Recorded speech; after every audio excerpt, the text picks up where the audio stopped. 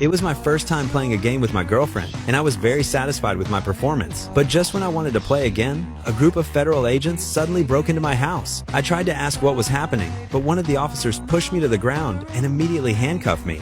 Later, they searched my house and found a large number of artworks and a huge amount of cash, and even 2 heavy weapons. Fuck is this, Jimbo? Jimmy, it's an AK-47. So no possibility of reduced sentence. I got great lawyers. They turn water into wine?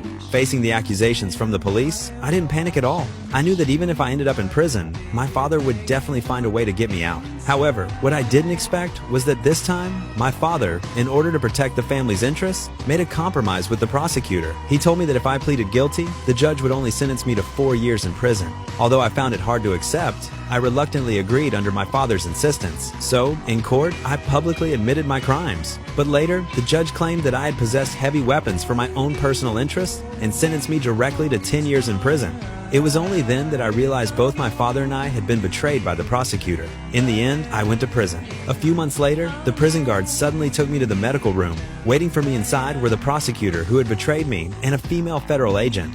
The female agent said that she had found out I was doing quite well in prison. I had built friendly relationships with all the major gangs and was even running my own business inside. They valued my ability to get along with anyone, so they wanted to make a deal with me.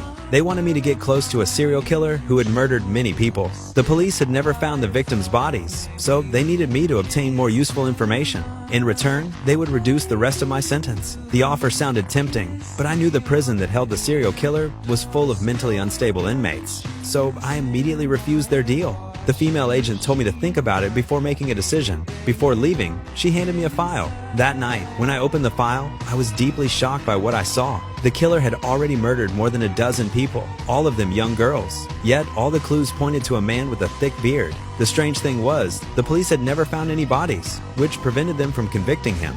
After reading the file, I didn't know what to do, so the next day, I went to ask my father for advice. And my father's advice surprised me even more.